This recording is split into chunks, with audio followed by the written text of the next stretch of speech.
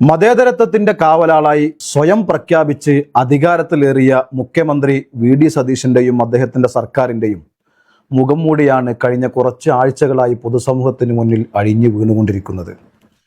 അണിയറയിലെ സംഘപരിവാർ അജണ്ടകൾക്കും വൻകിട കോർപ്പറേറ്റുകൾക്കും ചുവപ്പ് പരവതാനി വിരിക്കുന്ന ഒരു ഷാഡോ ഭരണമായി സതീശൻ സർക്കാർ മാറിയിരിക്കുന്നു എന്ന് മനസ്സിലാക്കാൻ ഇനിയും അധിക ആലോചനകൾ ആവശ്യമില്ല.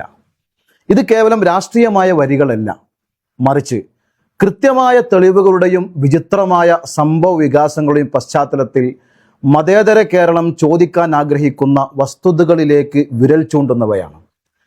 രാഹുൽ ഗാന്ധിയുടെ ദേശീയ ലൈനിനെ പൂർണ്ണമായും തള്ളിപ്പറഞ്ഞ് കേരളത്തിൽ RSSുമായും കോർപ്പറേറ്റുകളുമായും ഒരു പരസ്യമായ അവിശുദ്ധ കൂട്ടുകെട്ടിനാണ് മുഖ്യമന്ത്രി വി.ഡി. സതീശൻ നേതൃത്വം നൽകുന്നത്.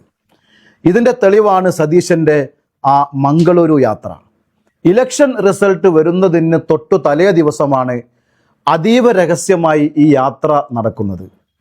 എന്താണ് ആ യാത്രയിലെ പിന്നിലെ യഥാർത്ഥ രഹസ്യം?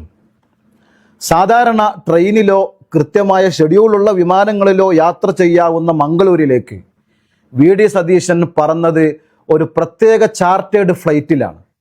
ലക്ഷക്കണക്കിന് രൂപ ചെലവ് വരുന്ന ഈ ആഡംബര യാത്രയുടെ യഥാർത്ഥ സ്പോൺസർമാർ ആരാണ്? മംഗളൂരിലെ അടച്ചിട്ട മുറിയിൽ നടന്ന ആ യോഗത്തിൽ ഇനിയും പുറത്തു വന്നിട്ടില്ലാത്ത ആരൊക്കെയാണ് പങ്കെടുത്തത്? അവിടെ നടന്നത് കോർപ്പറേറ്റ് സംഘപരിവാർ അച്ചുതണ്ടിൻ്റെ കൃത്യമായ ഒത്തുതീർപ്പ് ചർച്ചയാണെന്ന് മനസ്സിലാക്കാൻ തലപുകഞ്ഞ് ആലോചിക്കേണ്ടതില്ല. ദേശീയ തലത്തിൽ കോൺഗ്രസ് മുഖ്യ ശത്രുവായി പ്രഖ്യാപിച്ച അദാനി ഗ്രൂപ്പിൻ്റെ ഉന്നത തലവന്മാരും കേന്ദ്ര ഭരണകക്ഷിയായ NDAയുടെ പ്രമുഖ നേതാക്കളും വി.ഡി. സതീശനും ഒരേ മേശയ്ക്ക് ഇരുവശത്തും ഇരുന്നാണ് ആ ചർച്ച നടത്തിയത്. കേരളത്തിൻ്റെ വിഭവങ്ങൾ കോർപ്പറേറ്റുകൾക്ക് കൊള്ളയടിക്കാൻ പരവതാനി വിരിക്കുന്ന ഈ മംഗളൂരു ഡീലിനെ കുറിച്ച് മുഖ്യമന്ത്രി ഇനിയും കൃത്യമായി മറുപടി പറഞ്ഞിട്ടില്ല.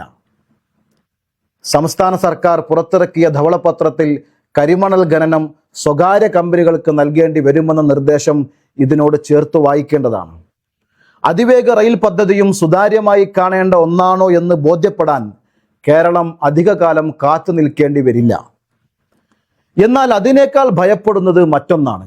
കേരളത്തിലെ പ്രമുഖ മാധ്യമങ്ങൾ ആരും തന്നെ മുഖ്യമന്ത്രിയോട് ചോദിക്കേണ്ട ചോദ്യങ്ങൾ ചോദിക്കുന്നില്ല. സതീശനെ മുഖ്യമന്ത്രിയാക്കാൻ വേണ്ടി ഓവർ ടൈം ജോലിയെടുത്ത മാധ്യമങ്ങൾ ഇപ്പോൾ കടുത്ത പ്രതിരോധത്തിലാണ്. ഈ മാധ്യമ മൗനത്തിന് പിന്നിൽ അദൃശ്യ ശക്തികളുണ്ടോ എന്നത് ന്യായമായ സംശയമാണ്.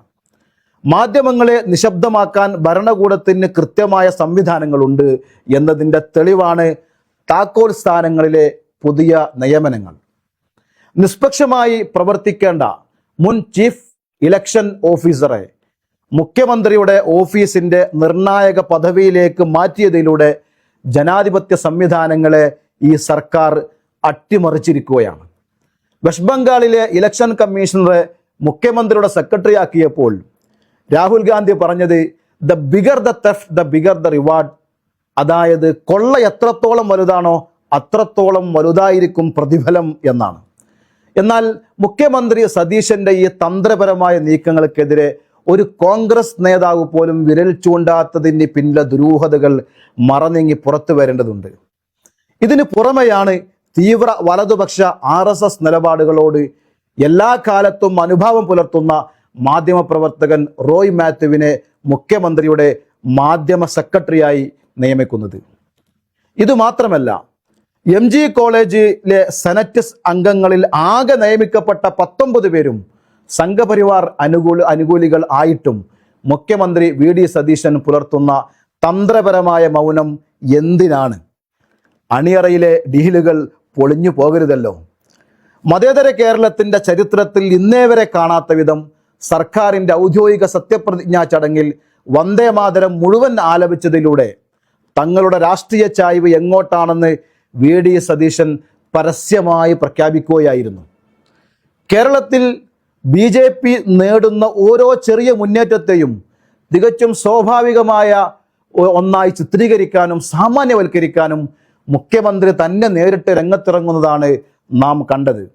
സംഘപരിവാർ രാഷ്ട്രീയത്തിന് കേരളീയ പൊതുസമൂഹത്തിൽ പതുക്കെ പതുക്കെ രാഷ്ട്രീയ സാധുത ഉണ്ടാക്കി കൊടുക്കുക എന്ന തന്ത്രപരമായ ദൗത്യമാണ് ഇവിടെ നടക്കുന്നത് എന്ന് പറയാൻ ഇനിയും നമ്മൾ മടിച്ചുകൂടാ.